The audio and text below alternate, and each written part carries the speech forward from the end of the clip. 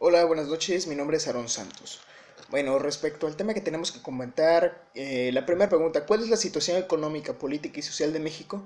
Considero que en cuanto a la situación económica, por un lado vemos una economía sólida y que de acuerdo a diversos estándares internacionales, México se percibe como un país con una economía fuerte y renaciente, tanto interna como externamente. Sin embargo, por otro lado, podemos contemplar que más del 50% de la población vive en condiciones de pobreza y marginación, que viven con el salario mínimo o que viven en condiciones en que están lejos de ser consideradas adecuadas para hacerlo llamar una calidad de vida.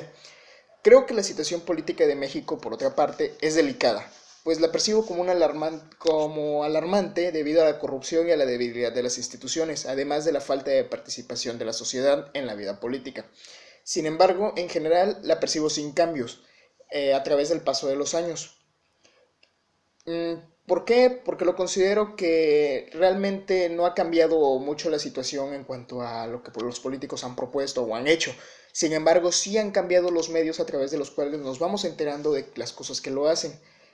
Una de ellas, la más sobresaliente, son las redes sociales. No es tan fácil acallar, no son tan fáciles controlar, por lo tanto es muy fácil que una noticia, algún escándalo o algo relevante que la política no quiere que se conozca, es fácilmente conocido por mucha gente.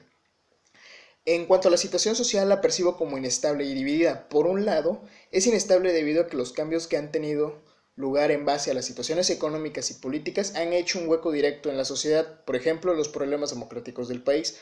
Por otro lado, la encuentro dividida debido a las diversas vertientes o soluciones que puede tomar una misma situación de las antes mencionadas.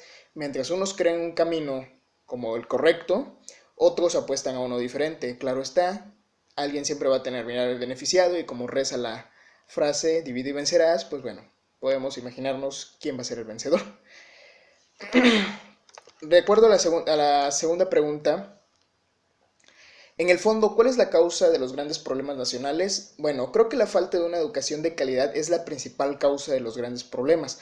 La educación, como sabemos, es la encargada de formar a los ciudadanos no solo en conocimientos generales y particulares a un campo, sino también en valores cívicos, cultura y sobre todo en formar una opinión crítica ante las situaciones de su entorno.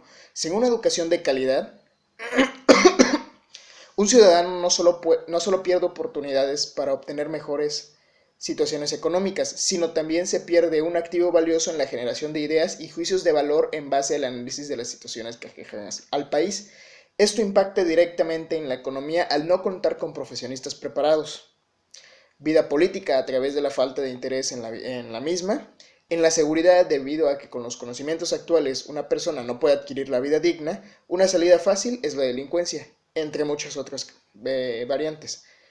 Todo esto termina en una espiral descendente entre políticas inadecuadas, falta de oportunidades, desempleos o empleo mal pagado, que impacta a nuevas generaciones en menor educación, generando ciudadanos menos interesados en la política y así sucesivamente. En mi opinión personal, ¿cuáles son las soluciones ante las problemáticas, ante la problemática planteada? Bueno, el problema en México lo considero como amplio y variado. Cualquier solución, primeramente, no vería resultados sino hasta una generación después. Creo que hay tres pilares importantes sobre los que se debe atacar este problema. Educación, sociedad política y empleo.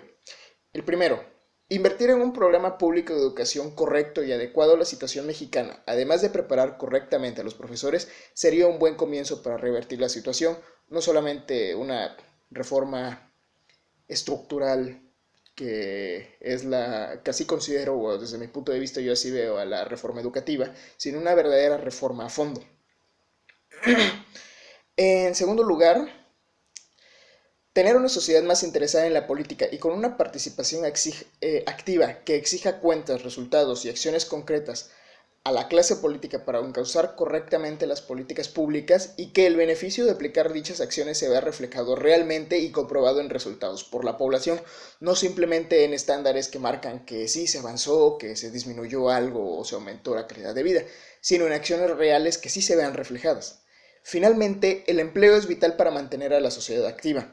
Un ciudadano preparado requiere empleos adecuados y remunerados en base a sus conocimientos. Si no contamos con estos, nos enfrentamos a una fuga de talentos donde no solamente se pierde al ciudadano, sino también su valor social a través de la democracia. En la última pregunta, como ciudadano, ¿qué rol debes tú jugar en esta circunstancia? ¿Por qué y para qué? Bueno, considero que como ciudadano tengo la responsabilidad de exigir a mis representantes políticos acerca de sus aportaciones y su impacto real en la sociedad. Además, tengo el compromiso de contribuir a la vida social de mi comunidad, sirviendo no solo desde mi profesión, sino también como ente ciudadano en el mejoramiento de la calidad de vida